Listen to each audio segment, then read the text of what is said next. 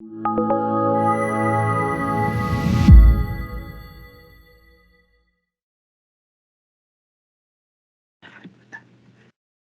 and gentlemen, a warm welcome to our event, Digital Storytelling. I thank you for all attending this event. I think it's going to be an exciting moment.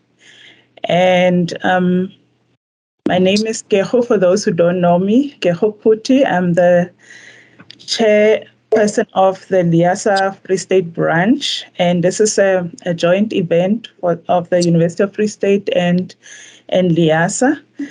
As we believe in collaborations, we collaborate with different stakeholders as time goes on, which is wonderful to work together because we learn from each other. And before I introduce our speaker, with me I have Cornel, who organized our guest speaker for us, Cornel Cornel Skeltemer van Wyk, who will be attending an urgent meeting in and out of our event. I also have Nambita, who will be doing our Q&A, and Mr. Sihle Boss, who will do the vote of thanks at the end of the event. Before I start, I went to the Digital Scholarship LibGuide, where Cornel has put something on digital storytelling.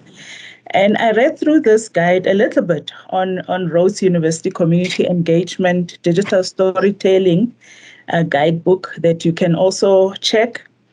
So I just took a little bit on the evolution and history of digital storytelling, where it was saying that people have used stories to share their experiences since the dawn of humanity with others in order to make sense of things and hear diverse points of view about their experiences. Storytelling also fosters a sense of community and gives a forum for people to reflect on their lives and physical circumstances surrounding them. People not only share their stories, but they also get feedback from listeners regarding their experiences. Through our conversations on shared resources, we can learn more about another individual by listening to their stories, as we are going to experience that today in our session. And the similarities bind us together, and as well as the contrast that might be better understood. The contrast that might be better understood and overcome. People also make important connections between individual experiences and the larger settings in which we occur through storytelling. So, evidently, storytelling is extremely valuable to humanity. All of us have a story to tell. If we can sit here and tell each other stories, it will be just amazing what we will hear from each other's mouths. And the way we exchange stories is always, it's always changing. This progress has been assisted by also technology advancement.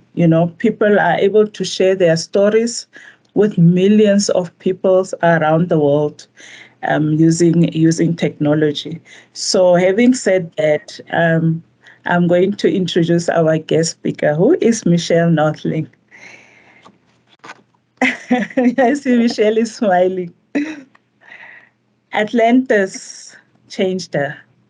Atlantis. Listen to this. Not Atlantis, the lost island idealized for its advanced and utopian society. No, Atlantis, the town in the Western Cape, wrecked by unemployment and crime and gangsterism. There in the courtyard of a shelter for victims of human trafficking, a young girl told her story, and it changes her. There in that courtyard, in the winter of 2012, her history in journalism and her journey into storytelling merged. After school, Michelle completed an undergraduate degree in communication at the UFS, which led her on a journalistic path. Having spent a decade in Gauteng, she returned to her alma mater as both an employee at Communication and Marketing and an honor student at the Center of Gender and Africa Studies. She then went on to obtain a master's degree in Africa Studies at GOVSIS. Only GOVSIS knows the feeling, for which she was awarded the Dean's Medal. The power of storytelling was by then deeply embedded in her life. And when the opportunity to work at then Arts, Culture and Dialogue Office at the Division of Student Affairs presented itself, she grabbed it. But as she was about to settle in her new seat, literally, what happened? COVID pandemic engulfed and changed our world. And she is sure many of us experienced this time has been filled with both tragedy and opportunity. She was fortunate to be able to immerse herself in storytelling as a means of human connection. And as a bridge between divides, she also obtained a qualification at Fielding University, completed training with international experts, and have been exposed in exciting methodologies, not just overseas but locally as well. What a proliferation of innovative thought within the field. Shifts within her work environment also led her to now heading the dialogue office as a separate portfolio, where she can abundantly demonstrate the superpower we all share, which is telling stories. Welcome, Michelle, over to you. Thanks, Kecho. Well done. Thank you so much. But this is way too much about me now. I am going to shift the spotlight onto everyone else. If you give me a moment, I would like to share my screen with you. Just give me a second. Can everyone see that? Are we good, Kecho? Yes, okay. We can see. Okay, fantastic. All right. So I want you to have a look at that picture and tell me, how are you feeling today? How are you feeling? Pick a number. Which one of those pictures resonates with you today? And then in the chat box, just put your name and the number that corresponds to your feeling today. Let us know, what is your mood at the moment? Has this week already put you in a number 4? Yesterday was a definite number 4 for me. But where are you today? Let us know in the chat box. Put your name and your number. Give you no name. Kecho, will you read us a little some of those responses, please? Yes. Vanda is 3. Dina 6. Kolelwa 2. Zuki 2. Betsy 4. Erna 6. Myself fantastic. 2. Fantastic. Great stuff. There you go. Thanks for sharing, everyone.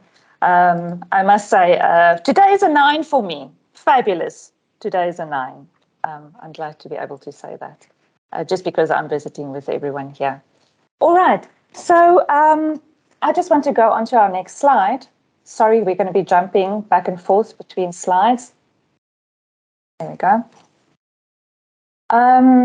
Why do we tell stories? And what do sharing stories do for us? So this is not going to be a traditional presentation. This is actually going to be a collaboration and a joint venture to see how we can stimulate ideas around storytelling and to see what emerges by the end of the session. So I'm going to invite everyone to please join me in front, even if it's not in front of the camera, but at least in front of the action. I can't do the session without you. So I invite you warmly to come and play with me during our time together. So why do we tell stories? I'm not going to tell you.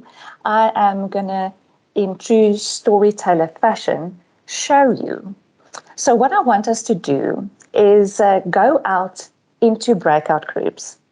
Each breakout group will consist more or less of 3 members. We call it triads. And each one will get a chance to tell a short story, a story around your name. Anything you can share as deeply or as superficially as you want, but tell some story or anecdote or understanding anything around your name with the other 2 in your group. Each story should be 2 minutes long. So you need to decide within your group who is going to keep the time. The timekeeper can change as you go around in the group, right? So firstly, you have a storyteller. Tell us something about your name. One of the members need to be the questioner. So that member will listen carefully to the story without interrupting. And then afterwards, if there are some questions that remain in your mind, ask those questions, just briefly. The third member is the observer.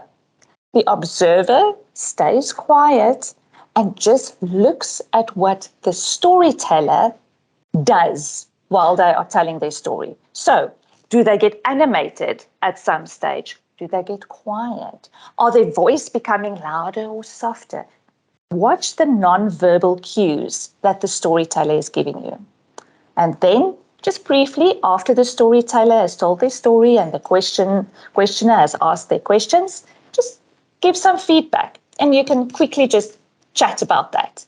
And then it's the next person's turn to be a storyteller, and another person's turn to be a questioner, and another person's turn to be the observer. So we're going to have 3 little rounds within your breakout so that each and everyone gets a chance to be a storyteller, a questioner, and an observer. And then we will give you about 10 minutes to do that. Everyone good? Will that work? Let me just get back to you. Let me just stop sharing. Okay, there you go. All good? There's a question whether we must turn our cameras on during the groups. Thanks for that question. It would be preferable. It just helps with the connection between the 3 partners. So it really helps if we can turn our cameras on during the breakout.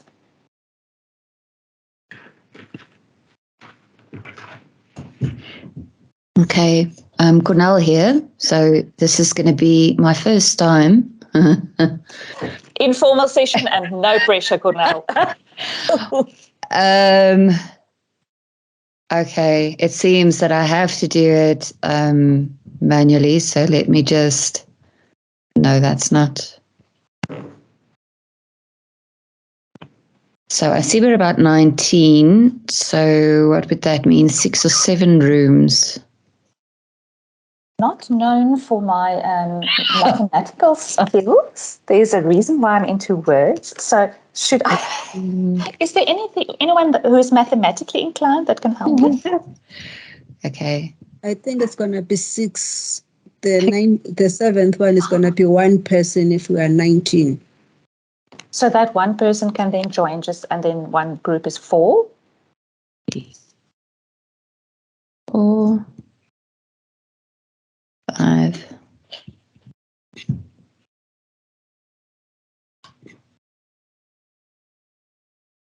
In the meantime, if there are any questions, you're more than welcome to ask me.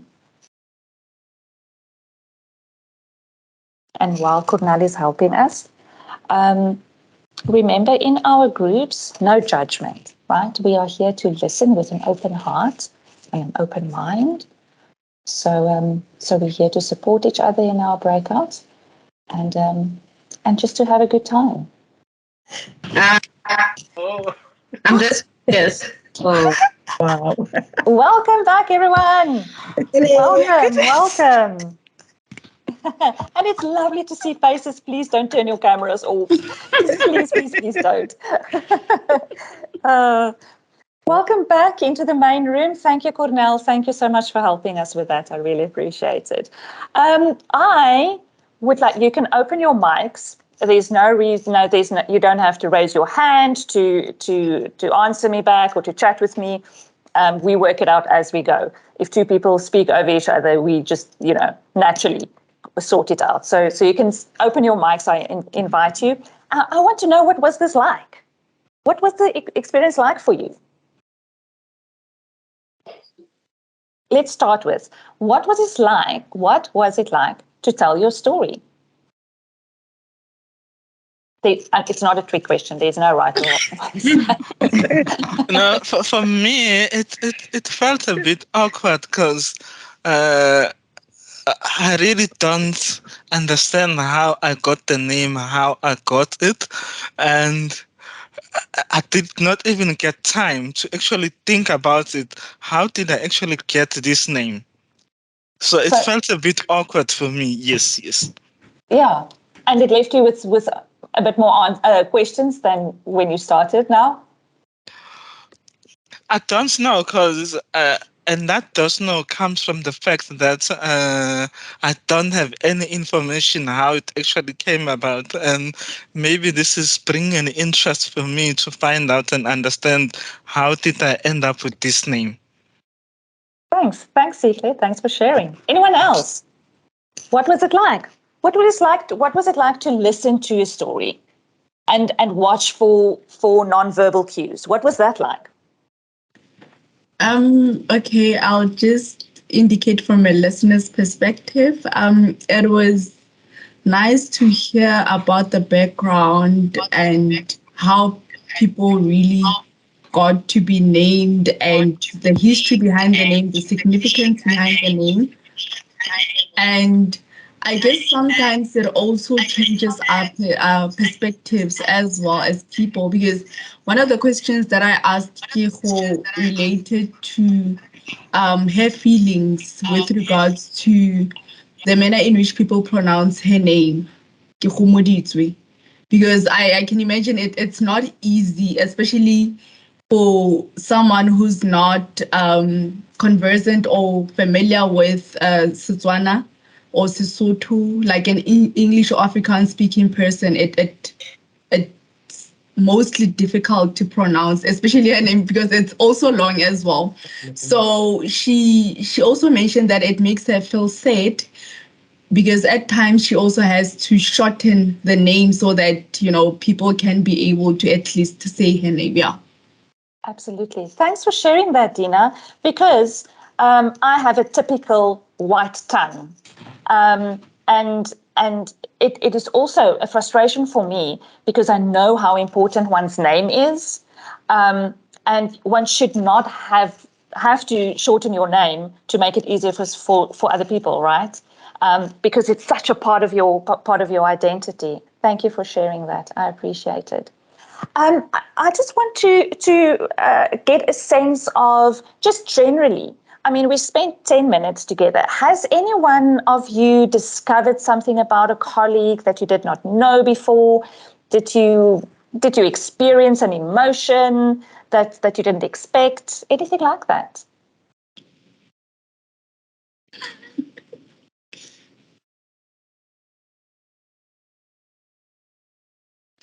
I learned that someone has a twin brother. I never knew that. Yeah. Thanks, Epley. Anyone else? Just quickly, what was this like? Okay, I also learned a lot about Catherine. It actually made so much sense to learn about her name, knowing her. So when she was describing her name and what it means, it actually made so much sense. Thanks. Sele, did you want to add?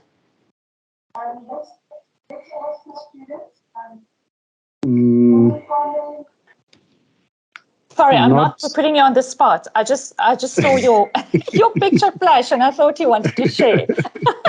Yes. And now you went off. Can I share Right? something? It's like the lights went out immediately. Oh, it's fine. Celia, are you good? Yeah. No, I'm okay. No,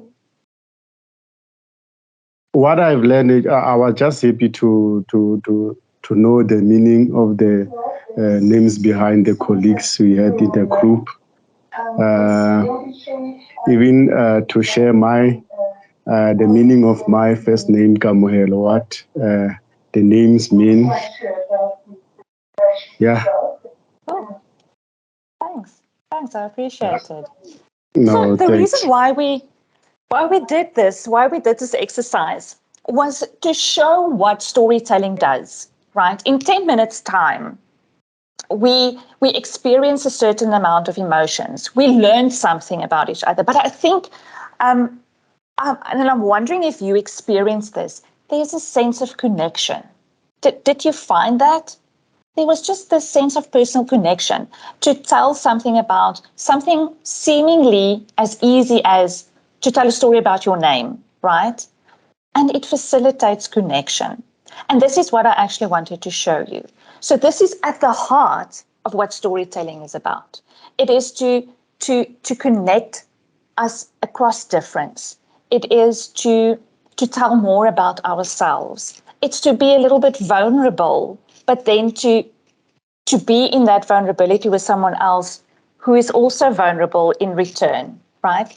So this is just a quick exercise about the power of storytelling. I just want to share my screen again with you for a moment.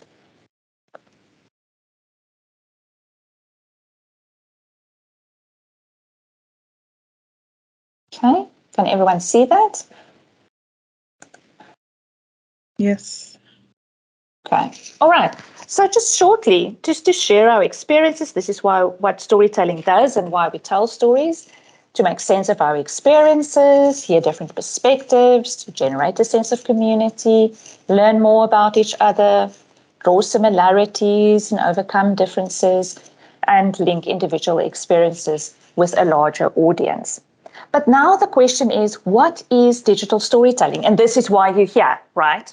So we've looked a little bit at storytelling, but what is digital storytelling? Okay. So digital storytelling has become quite a genre in its own over the last, I think, about 20 years. It is now a form of communication that is used by a multitude of people across a multitude of fields. For instance, educators and trainers, healthcare workers, it's used quite extensively in the healthcare field, and communicators of all sorts. A digital story is a short story that grabs the attention of a listener and that can be shared instantly to thousands of people on social media. So this methodology is harnessing the digital field to enable us to share our stories more widely. Traditionally, we could not really share our stories on TV or in theatre or on the radio because we're not part of that. It's just a small amount of stories that could be shared on those platforms. But now, with the advent of the internet and with social media, we have this power to share our stories with thousands, potentially thousands of people. And especially digital storytelling gives, especially minorities, the opportunity to do just that, to have a voice and to have agency. All right, and then there's a whole lot of different points there that I'm not going to go into much detail with, but it is, like we said, it's to spark dialogue and understanding, and it can help to bring attention to injustices, advocate for systemic change, social justice for communities by providing them tools for marginalized people, as I mentioned, because a digital storytelling workshop goes through certain processes where you not only identify your story, but then write a small script for that story, and it's all in group format where we support each other and help each other tell our stories. And then lastly, to go through a process of putting a video together with still images, with your own narration, with background music, with short videos that you are then able to share on social media if you choose to do that. So it is then also used to bridge the digital and literacy divide in South Africa. It is also a well-known and in a research methodology within the academic sphere. So who makes digital stories and why? So there is a whole list of who can make use of digital stories. It is from social media users to people that want to share similar experiences. A lot of community developers and NGOs use digital storytelling to showcase their work to potential donors and volunteers. As I mentioned, it's also used in education and the training environment where teachers and educators actually use digital storytelling within the classroom to assimilate knowledge and pull theoretical knowledge through to practical application to understand concepts better. Digital storytelling can be used as an assessment tool within the classroom as well. As I mentioned, within academic research, it can be used by the researcher as a method of reflection on the process, or a method for participants within a research project to share their experiences with the researcher. It's also a way to record social history. And then that last point there, for advertising and branding. And I think this is where the library comes in. And the focus of today's exercise is to look at how the library can use digital storytelling to set yourselves apart, to help the university community and the external community to see what the library does, and to benchmark yourselves. Right, so I think that the focus there would be on advertising and branding for your purposes. All right, what makes a digital story? So a digital story is usually quite short. It's between 2 to 3 minutes long. It can be longer, but we usually try to keep it within that time frame to make it punchy and to keep viewers' attention. It uses text, still images mixed with video, background music, narration, sound effects, and it's usually around a specific theme or a topic of stories. It usually develops in a certain way, these stories. It's usually got a specific beginning, middle, and end. And it's usually the same type of person that will be making digital stories. And that type of person is usually someone that wants to share a personal experience for the greater good, for upliftment, for others to learn from your experience. So it's usually a very personal journey, although it is in a group format, but a very personal exploration and sharing of a personal experience. It will be obviously a little bit different when you use it for branding or for advertising purposes, but you will still use personal anecdotes or personal stories or give a flavor of the people that are involved within your community, and the community being the library. All right, so as it says, digital storytelling are often personal accounts of significant events in someone's life or about some interesting point of learning and discovery. All right, so what do these stories look like? Let's see. I'm just going to ask for your help here to let me know if the sound is all right on your side, all right?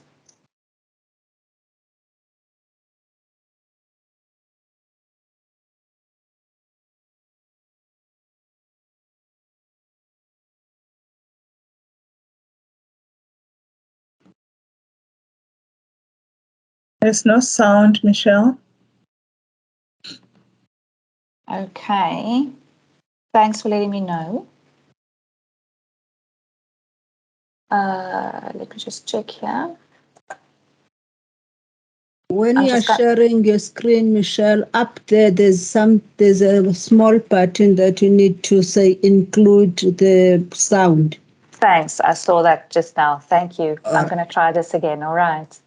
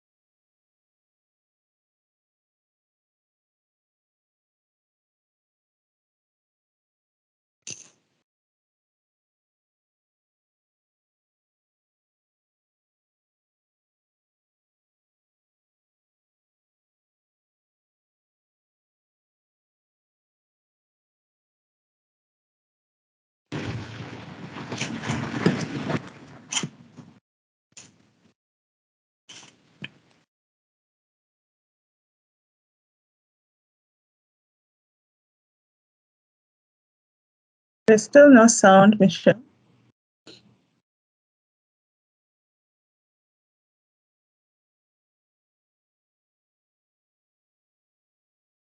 Sorry, is there still no sound?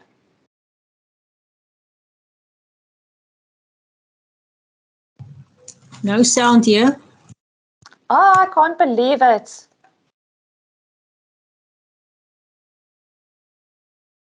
Ah, toch. Sorry about that. Let's see. Can someone else perhaps help me? Our beautiful host, tech host. Can I send you the link and then you share screen? Yes, please, you can do that. I can show Okay. the side. Thank you. Let me just fetch the link. All right. Sorry, everyone.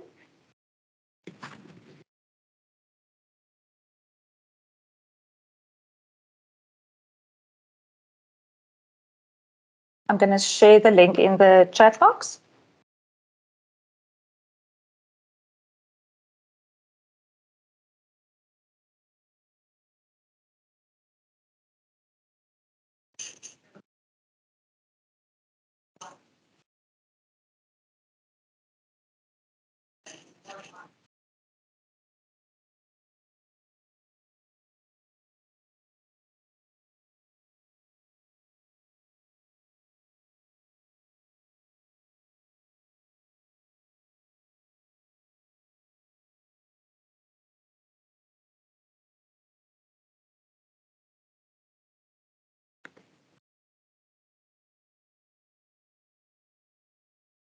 Thanks for your patience, everyone. No problem, Michelle. These things happen. Thank you.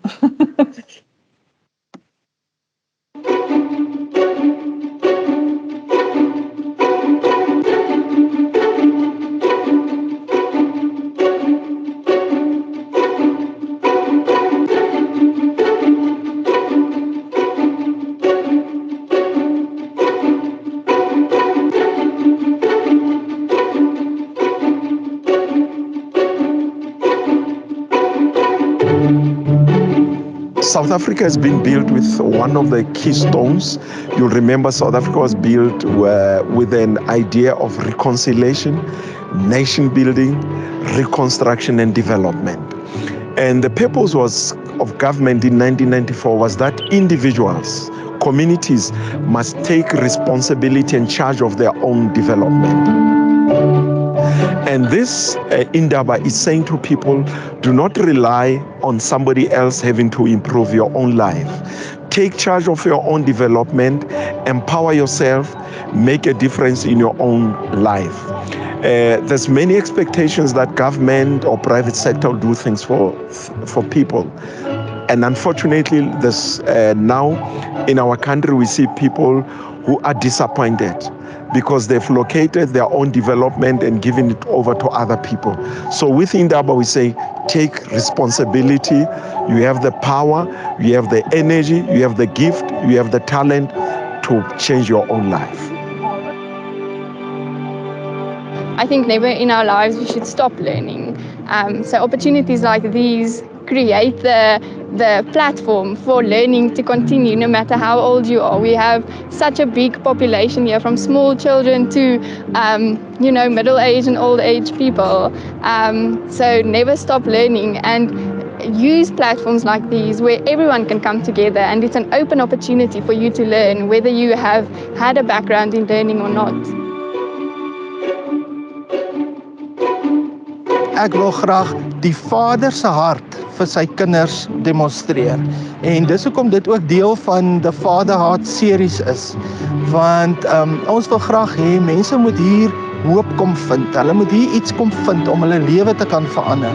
Ek sal baie graag wil hê hierdie gedagte moet uitkring sodat ons dit kan dupliseer in gemeenskappe waar daar regtig geen hoop is nie.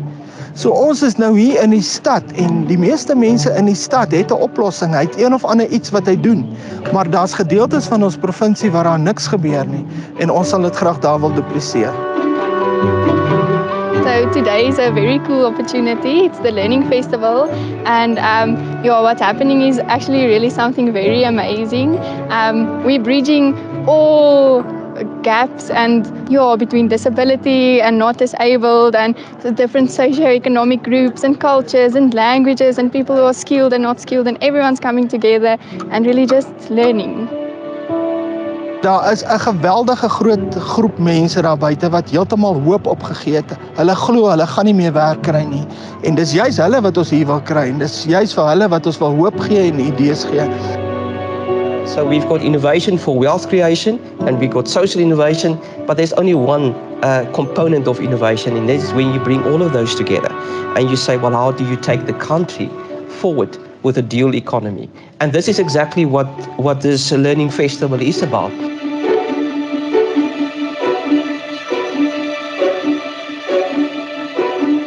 The vibe that I'm getting and what's going to happen here today, I think it's very exciting. Everyone is excited and has really come with the prospect and the idea of learning.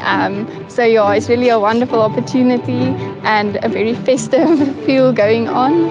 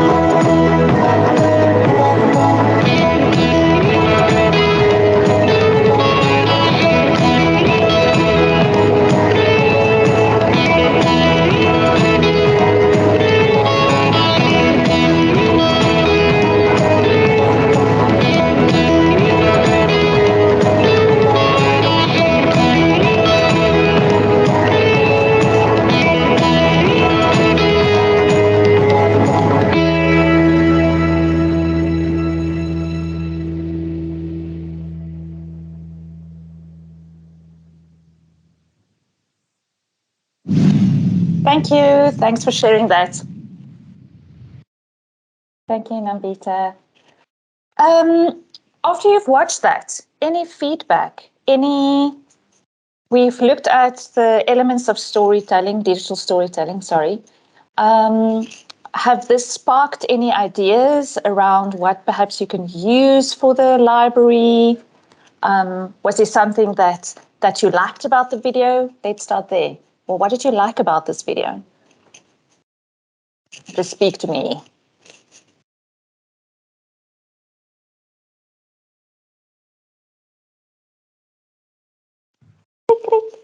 I think it is fast moving. I mean, it doesn't dwell long on a specific aspect. Yeah, I also felt that. And the music helps that along, doesn't it? I quite like the vibey music in the background, the beat, and sometimes the images moved quite quickly, lots of color. I thought it was very well put together. I did think the length was a little bit longer than what we usually would have in a digital story, but they wanted to get a lot of information in, and I didn't feel bored. But it is a little bit longer than what a digital story would usually be like. Anything that you did not like? Was there anything that you would have done perhaps differently? It's a difficult question, but perhaps you can just think of that a little bit. Golelba, anything? See, if there's a movement on my screen, I'll call your name. I also loved the use of different languages, incorporating different languages as well. I like that. Yes. Thank you. I also like that. But what I was missing, and I am blank and I can't remember if it's true or not, but in my mind, I didn't see subtext. Was there? Was there subtitles? Yes, there was. Okay, all right. Yes. Okay. All of a sudden, I thought there wasn't. Thank you for helping me. See, I was just checking if you were concentrating. All right. I would like us to watch the following one. This is something totally different. It's a visual story, an individual story. But watch how he used storytelling methods that. Anyway, I'm going to leave it there. Watch how he does animation. Let me just put that link in the chat box again. Nambita, please be my hero.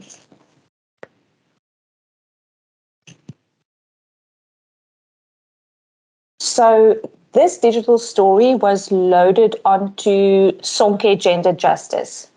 There's quite a lot of very powerful digital stories on there if you want to go and check Sonke Gender Justice out.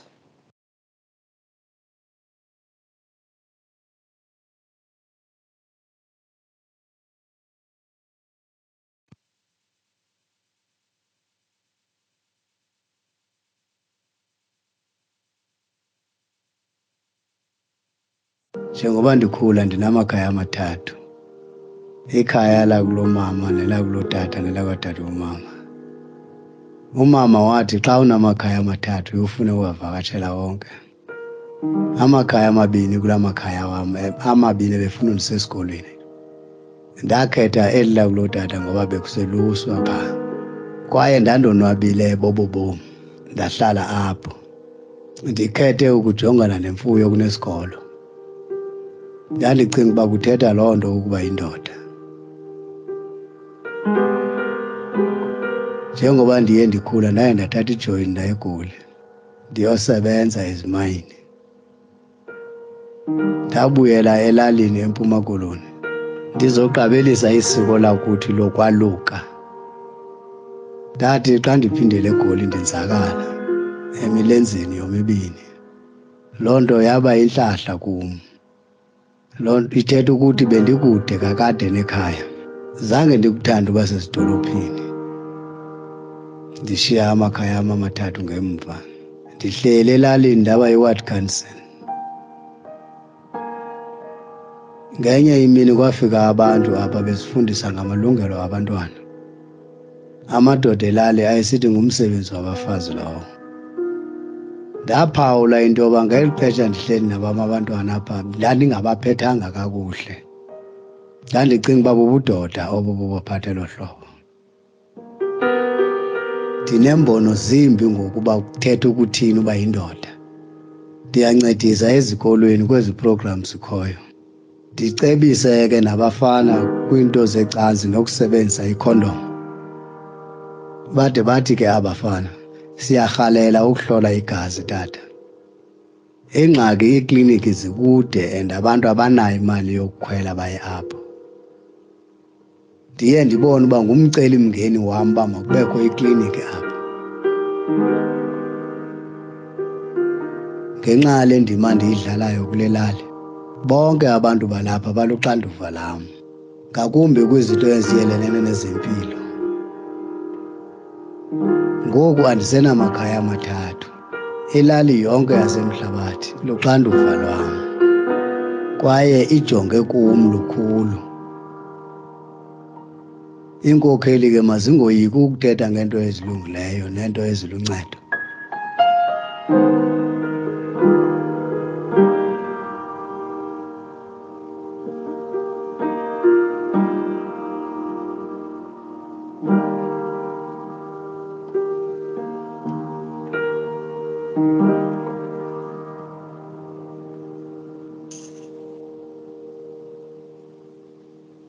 Thanks, Nambita. Okay, so that was a different type of story, about half the time of the previous one. And I would like to hear what you think about that.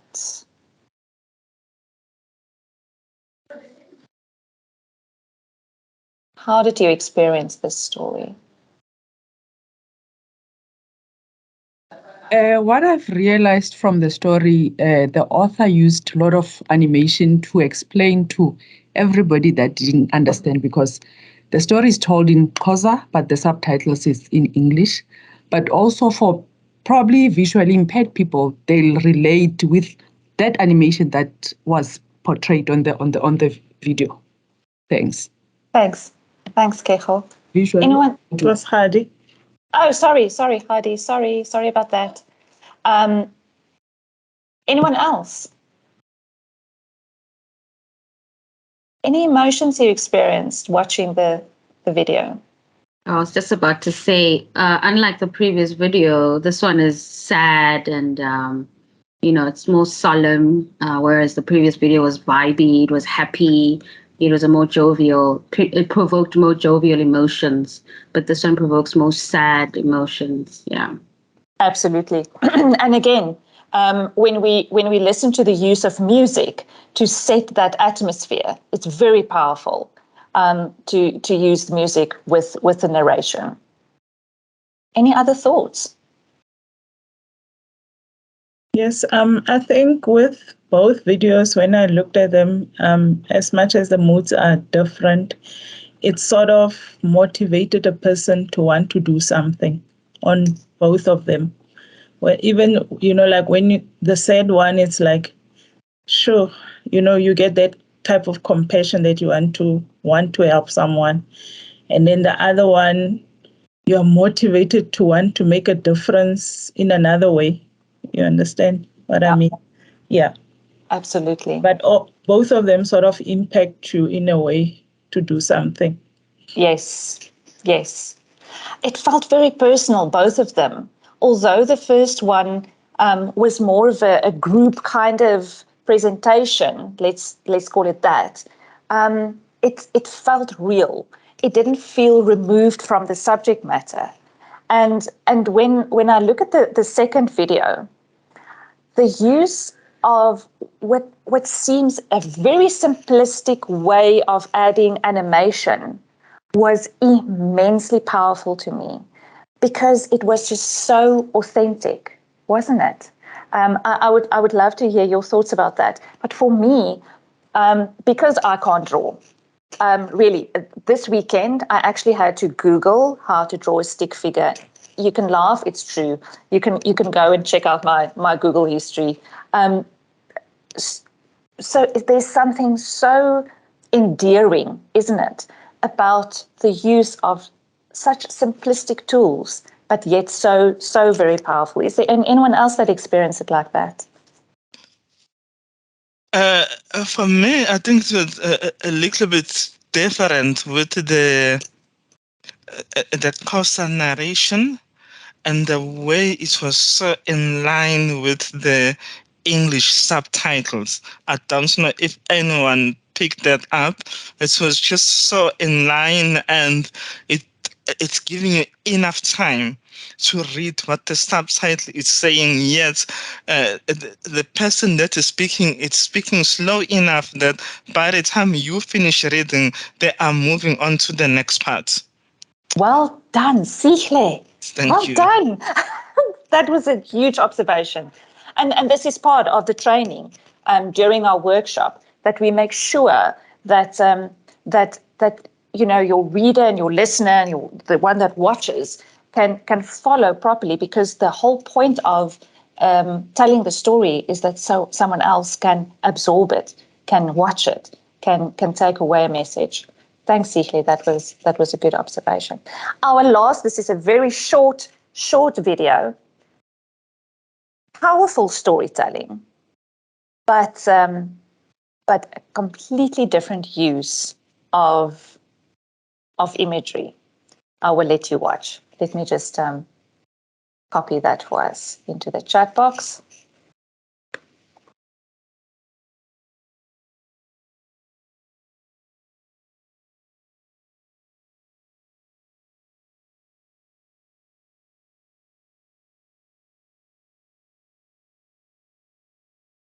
So while you are watching this, just let your mind go to your own work environment. Perhaps it just sparks some ideas of how you can relate your work environment to a digital story.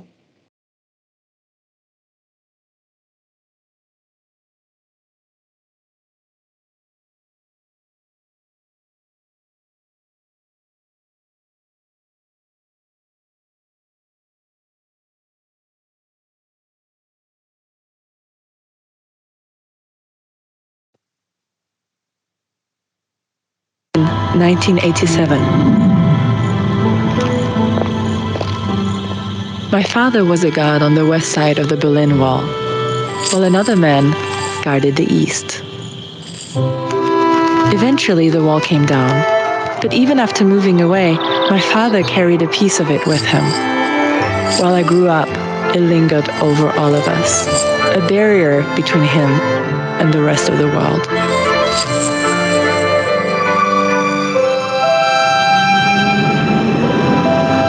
I decided I would help by taking him back to Berlin to show him the beautiful place it had become.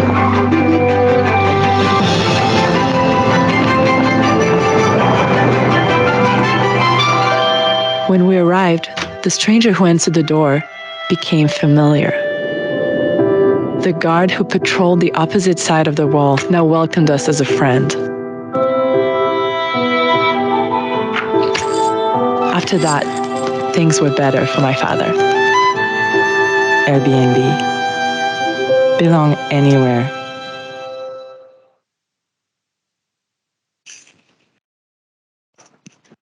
Thoughts?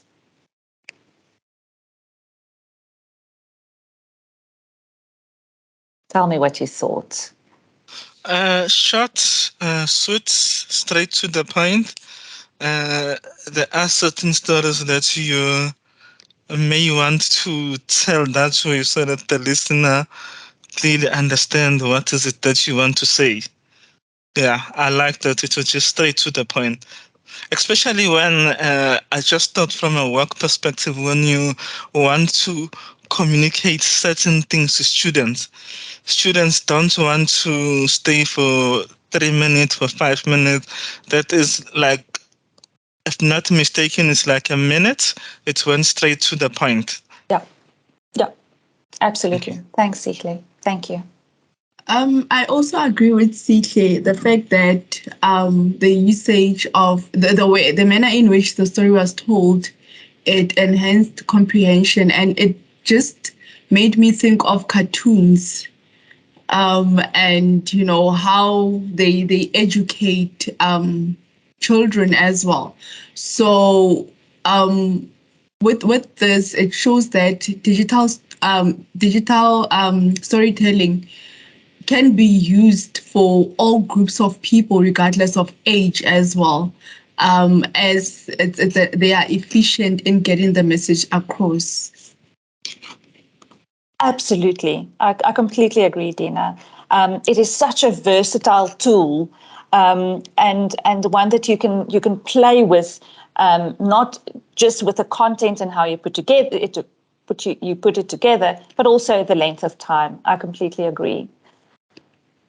What do you think about the story? Because you kind of forget. Well, no, let me rephrase that. I would not have guessed this was, in the end, an ad for Airbnb. It was such a turn for me how they brought that story into Airbnb. What a powerful story to tell, and doesn't it give a company or a business a soul? That's how I felt, that all of a sudden it's not just a concept, it's not just a business. There's soul in that business. Anyone agree with me?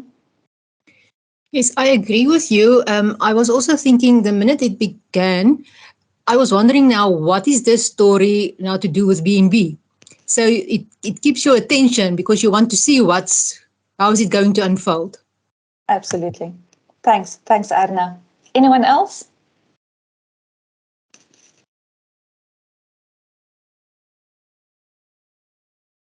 I just wanted to add that, especially now that we're working with students in the academic world, as libraries, we always talk about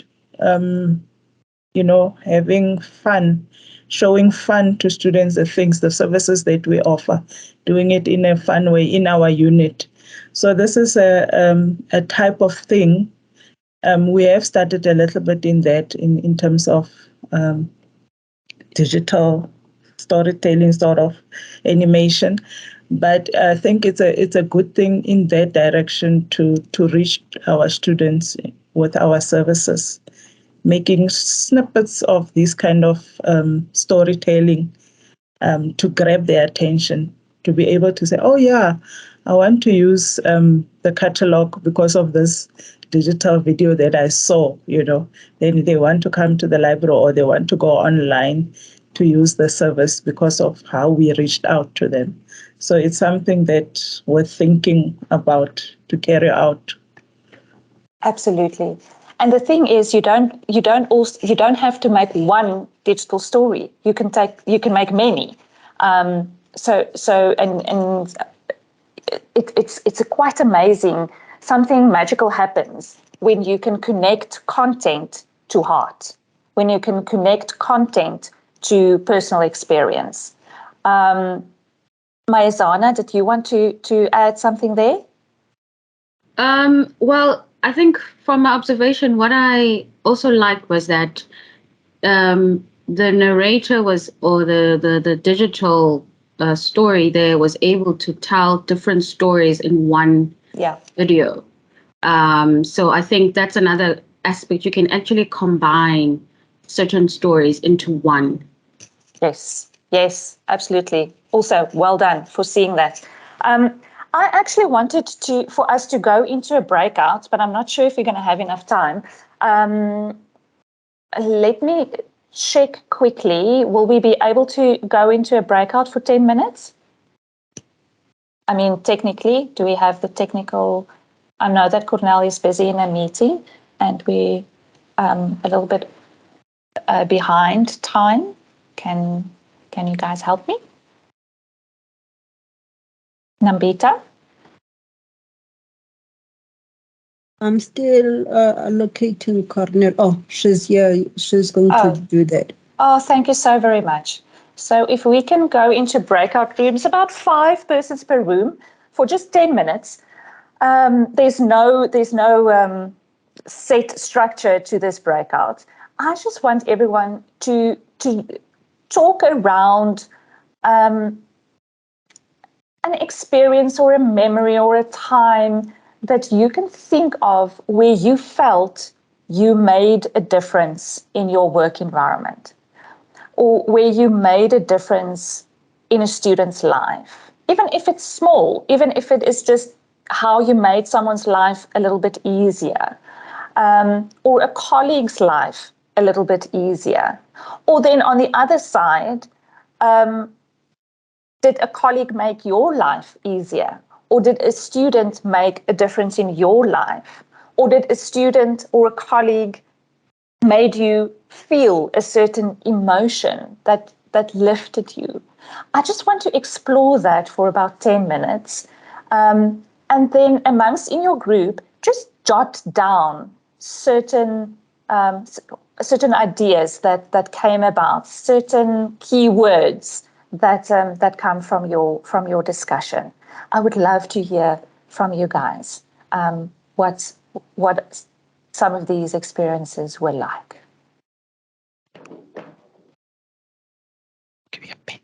Welcome back, everyone. Welcome back. Thank you so much. Thanks, Cornell. Thank you so very much for enabling us to go into the breakouts. I know that we are at the end of our session. I still have loads that I want to do with you. I'm really, really enjoying our time together.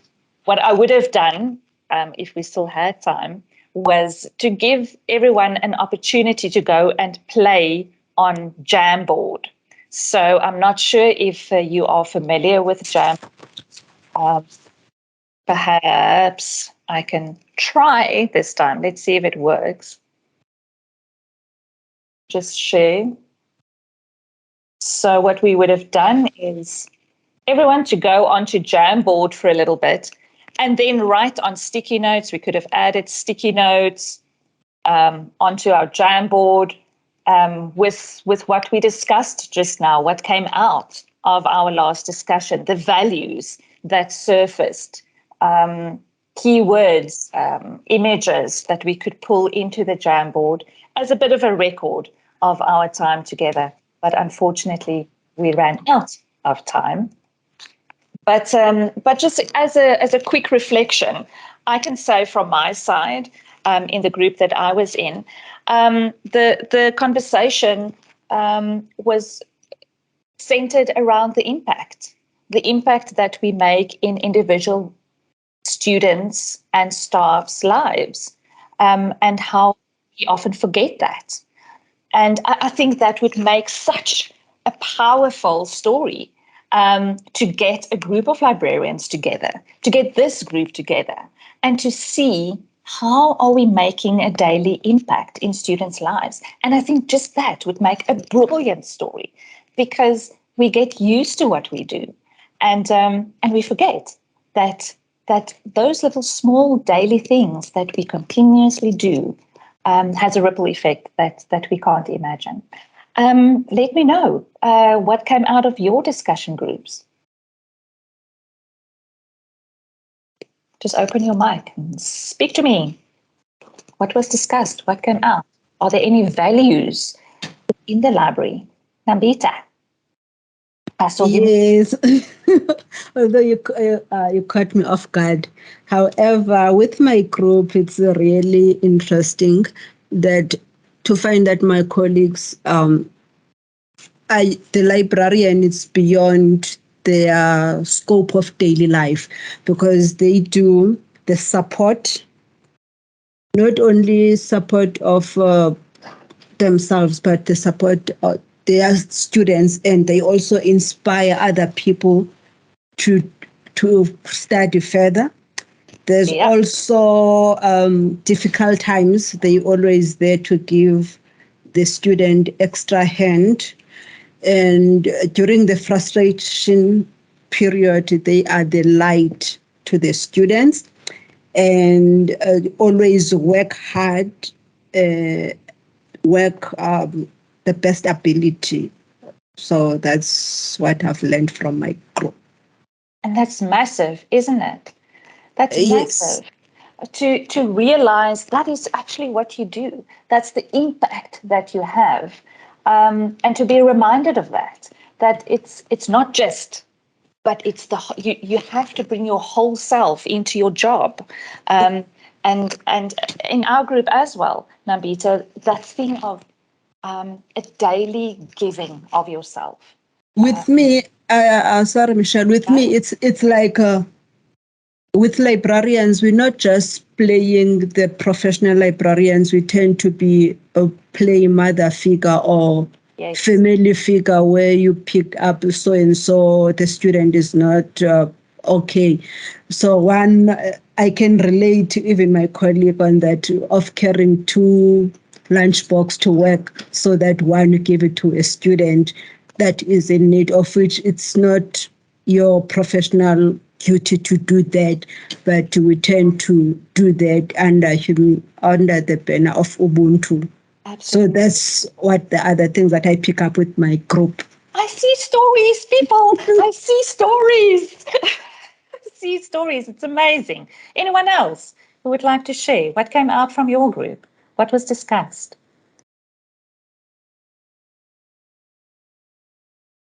Just one more person. Perhaps someone who hasn't spoken to the middle yet.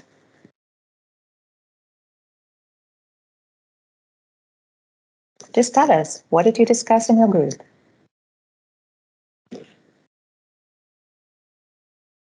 I've spoken, but I'll go. That's fine. Oh, my group is so powerful. So touched with the whole presentation, actually, and just sharing and connecting with the colleagues. What I wrote down, what I took, we have an impact, we are seen, we are felt, and it's so easy to remember, but we must always remember that we have an impact, we are seen, we are felt where we are. So, yeah, I thought that was very, very powerful. Right behind you. Right behind you. I couldn't say it better. This has been absolutely lovely. I hope that that you have an idea of perhaps what digital storytelling can do for you as a group. If you're interested in me perhaps doing a workshop for you, I would do that with the greatest of love. If I can assist you in any way or just do like a bit of a brainstorm. This was actually why I wanted to do the Jamboard, to see how we can pull from our conversation together themes that came out of your groups, to see what types of digital stories that you could be looking at. So if you want to do a session with that, I would be more than welcome to facilitate that for you as well, or do a full-on digital storytelling workshop. You're more than welcome to contact me. But it's time for questions. I know that we are way beyond our time. I really do apologize for that. I just had way too a good time with you guys. But if there are any questions, I'm not sure who will be facilitating the Q&A, but this is now me just zipping it for a second.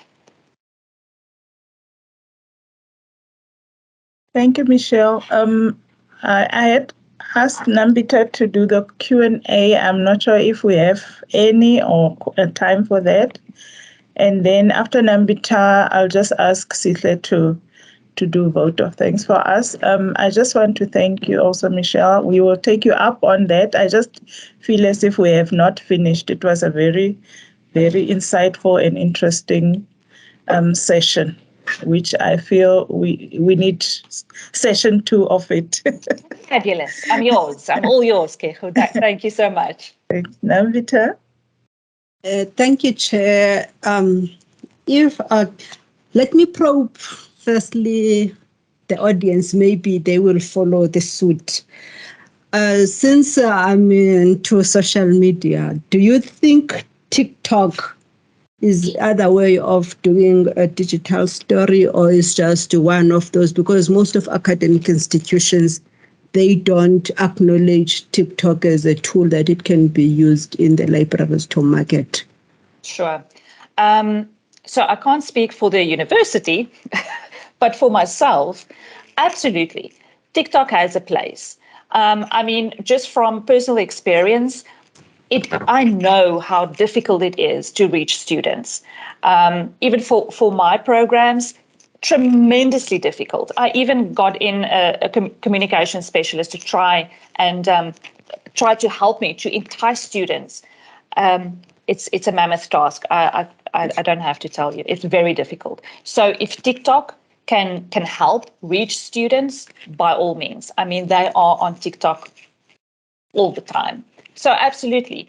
I would not perhaps call TikTok a digital story, because digital story focuses on that emotional content, that more content that tries to connect. So I think TikTok is a bit shorter, perhaps. I might be out of my depth, Nambita, but I think perhaps TikTok can help entice and get attention, but perhaps not that emotional content. Does that answer your question? Yes. I'm opening the floor to audience to ask a question. You can raise your hand or you write on the chat to ask a question to Michelle. While Michelle, you are waiting for the hand, I'm interested to know, why is it important to keep original when you are doing a digital story, your storyline? Why is it important to keep it original? It's a very good question. I think it's because people can feel when it's not authentic. People can feel when you, as a storyteller, is not connecting with your story. You can feel it. And as soon as someone feels that it's not authentic, it doesn't come from the heart, then there's a disconnect. And the whole point of a digital story is to connect. And another thing, when we delve into the process of digital storytelling, part of that is to acknowledge that we can't speak on behalf of others. So part and parcel then is that your story needs to be from your perspective and from your lived experience, because we can't speak to someone else's lived experience. We can't speak for someone else. So yeah, but mainly people have a sense. We have that intuitive sense when something is off, when something is not there, when someone is not speaking from the heart. So excellent question. Thanks, Nambita. Silsle, your hand is up. You can unmute yourself and ask the question to Michelle, please. Thank you. Just a quick one. Nambita just asked about the originality when you do DS. What I want to ask then is, because of that element of the importance of originality, do you consider a script important or not important? Basically, I do, because it's part of an integral part of the process, and because we work in a group, small group that is, but we work in a group, and writing is that writing process helps one with weeding out the story, of honing in on the important parts. There's something that comes into play when you physically write down the story, and that when that story then becomes your script. So it's not just for the narration in the end, to use that as the narration part of your story, but the process itself of writing. There's something that happens within yourself as well, that you ask yourself questions. What perspective am I looking at the story? Is there another perspective? Am I leaving something out? That writing does and answers for you. And then also it gives you something to share with participants in your group, so that they can then in their turn reflect with you and sharpen that text. And then for the students, it has the added benefit of helping them with writing skills, with literacy and writing skills. So for that reason, yes, the script is important. And then lastly, it helps you with when you do your voiceover. It guides how you put your video together. Well, Does that thank make you. sense? Yes, thank you so much. Thank you. Thanks, Sihle. Thanks for that question. Any question? While you are waiting for the next question to come up, why is it important, the length? Why is so important when you're doing a digital story? Can I decide like, okay, I can do storytelling for 10 minutes, or is it I must not exceed that 5 minutes or less? Why? Yeah. So I think the main reason, Nambita, is because we aim to share these stories. So although in the end you always own your own story, you have absolute power over your story, so you can decide if you want to share that or not on a bigger platform. Sometimes a story becomes very personal. It's a very personal journey, and then in the end, you choose not to share it publicly. But if you do, and the story becomes too long, it becomes harder and harder to share on social media just because of it. It just becomes too large. That's the one reason.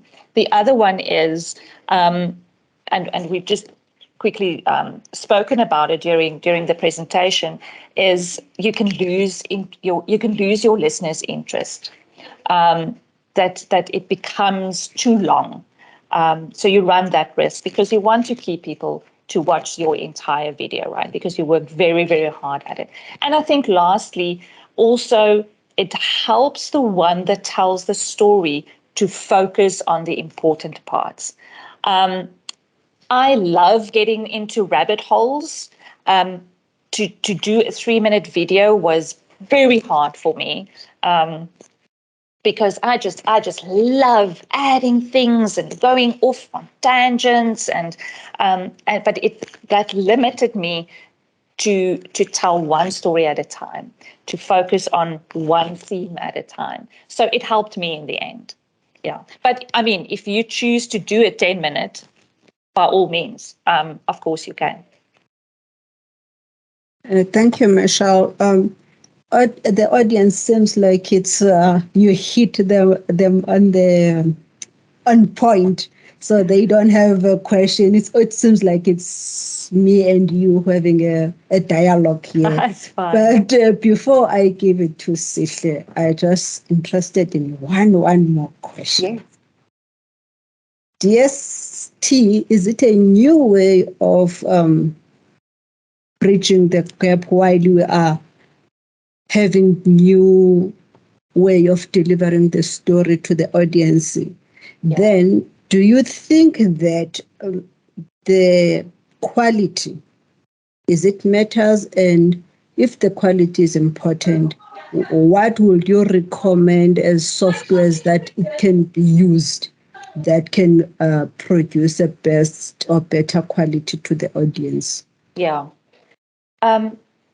Firstly, no, it's actually not that new.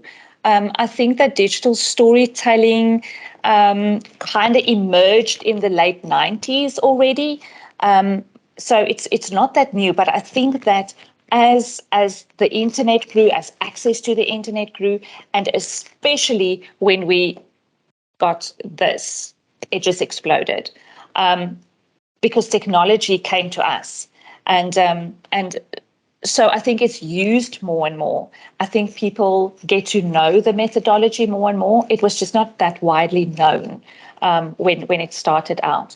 So it's picking up, and especially in education, I think it's starting to pick up. And as we move towards a more student-centered approach in our education and in the way that we do things in higher education, that these types of methodologies are picked up more and more. That it's not, we're moving away from a hierarchical top-down kind of instruction to moving the student to the center. And I think, I can't remember if it was in one of our main session reflections or in one of our small groups, but it was said that that, it's mutual learning, that we learn as much from our students as they from us. And this is true for these types of participatory methodologies. So it is gaining momentum, but it has been around for a while. Then the second part of your question about quality, I think that the better quality product that you produce, the more people will watch it. I think that for those of us who facilitate digital storytelling workshops, do try and help our students and our participants to produce a good quality product. Because of the instruction we give, we help with the physical video editing, the getting of photos, the way that we mix the music and the narration and the video together to make a good quality product. But even if you go out and look on one platform, you will see there are ones that are better and there are ones that aren't. Sometimes you struggle a little bit to hear the voice where the music is too loud, but it's part of the learning curve, because the next time you make one, you do better and you learn from your mistakes. So I think that we try in our workshops to help our participants to make a good quality product. But it's not a pass or fail. You don't get marks for it, and it's a learning curve, and we all learn together. So I hope that answers your question.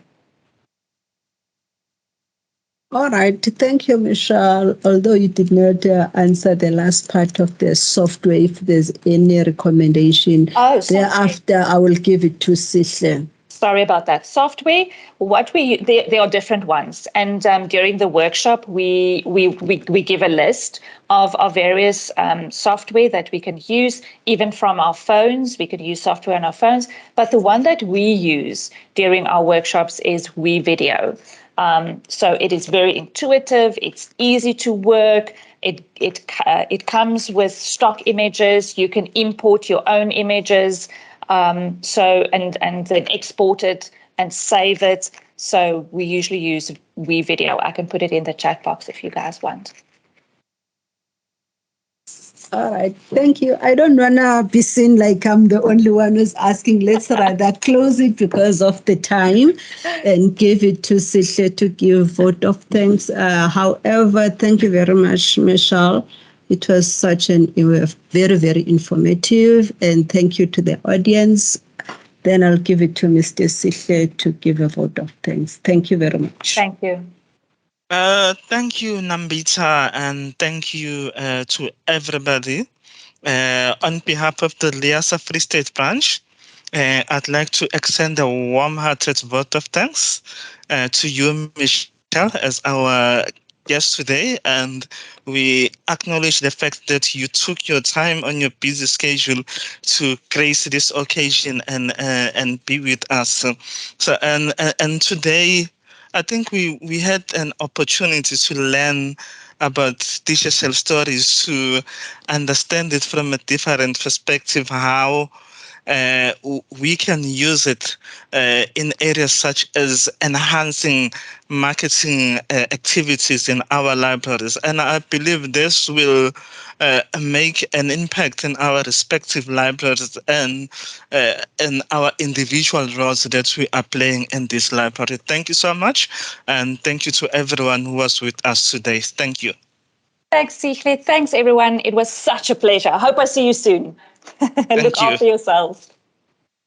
Thanks, everyone. Bye. Bye.